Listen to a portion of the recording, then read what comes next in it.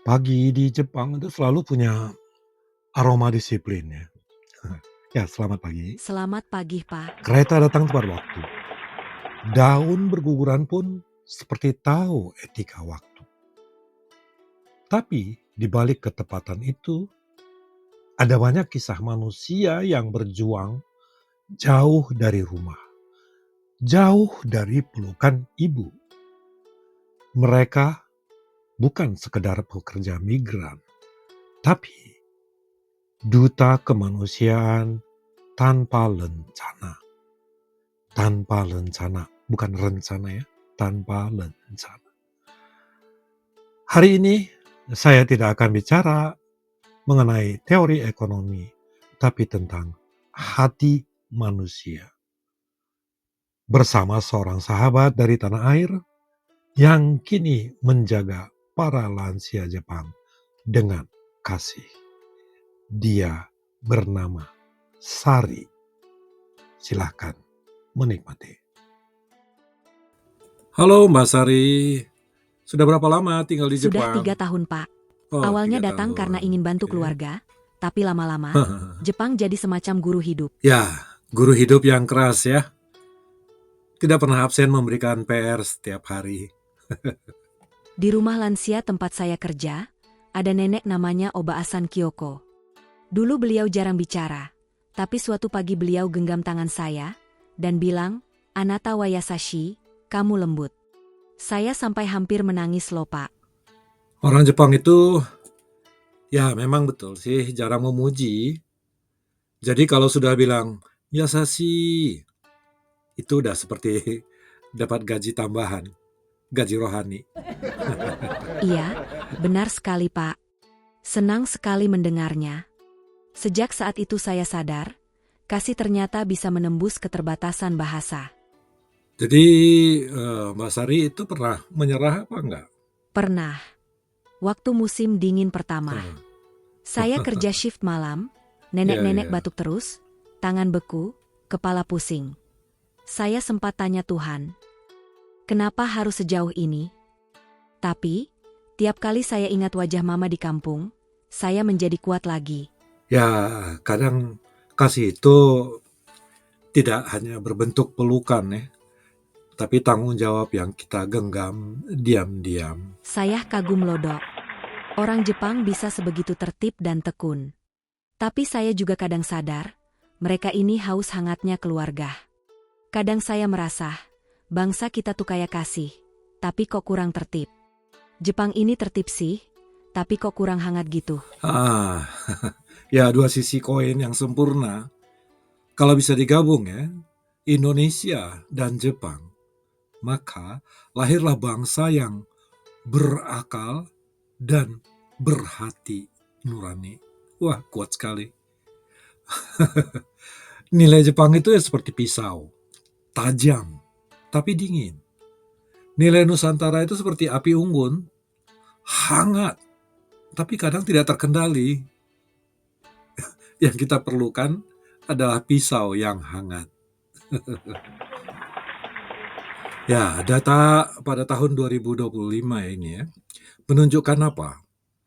Jepang itu sedang kekurangan 690.000 tenaga perawat lansia. Indonesia punya surplus anak muda yang penuh energi, tapi minim lapangan kerja. Jadi secara teori ekonomi, ini jodoh yang diatur oleh Tuhan. Ya. Jodoh, tapi tanpa mahar. Haha, iya Dok. Tapi tantangannya tetap berat. Ya, ya. Bahasa, budaya, dan rindu. Ya betul. Tapi di balik itu ya ada peluang besar. Ya, bayangkan kalau setiap caregiver di Indonesia jadi duta budaya, mengenalkan batik, makanan, bahkan nilai gotong royong. Wah itu jadi apa? Diplomasi yang tidak butuh paspor diplomatik, ya. Itu apa? Kita memperkenalkan negara kita, memperkenalkan sisi baik dari negara kita, ya kan? Mbak Sari, kalau misalnya Mbak bisa bicara pada Indonesia dari sini ya, apa yang ingin Mbak sampaikan kepada teman-teman kita yang ada di sana? Saya sih cuma ingin Hmm, bilang, kami di luar hmm, negeri hmm, bukan ingin lari, tapi kami sedang hmm. belajar. Ya, Kami ingin pulang dengan membawa ya, sesuatu. Bukan hanya uang, tapi cara berpikir baru. Indonesia tidak boleh hanya menunggu bantuan, tapi ya harus menyiapkan peradaban. oh keren sekali, ya. Dan bangsa yang besar bukan yang banyak bicara soal kebanggaan tentang masa lalu, tapi ya yang menyiapkan juga kebanggaan masa depan, iya kan ya? Oh keren sekali kamu Mbak. Mbak Sari ya, terima kasih ya. Saya belajar, Dok. Ya. Tuhan juga bisa Ah. hadir dalam lansia yang saya Hmm, mandikan hmm, hmm. setiap pagi itu. Dan dalam senyum Ya, mereka, saya melihat wajah ibu iya, saya sendiri. ya, itulah teologi yang paling indah ya. Menemukan Tuhan dalam pekerjaan sederhana. Ya, kasih itu memang bukan sekedar teori, tapi tindakan kecil yang diulang-ulang setiap hari.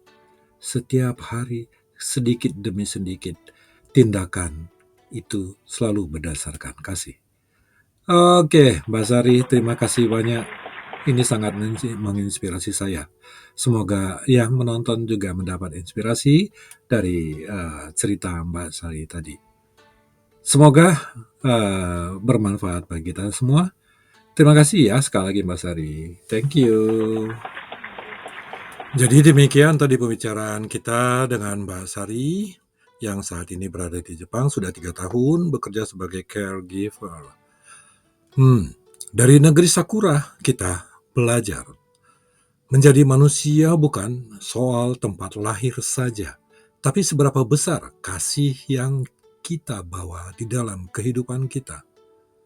Untukmu yang jauh dari tanah air, tetaplah berkasih, tetaplah menjadi cahaya, karena dari tangan-tangan sederhana sepertimu, Indonesia sedang dibentuk ulang menjadi lebih baik, lebih bersahaja, lebih beradab, dan budaya yang indah terpelihara. Terima kasih. Silahkan di like, share kalau berkenan. Terima kasih banyak. Sampai jumpa. Bye-bye.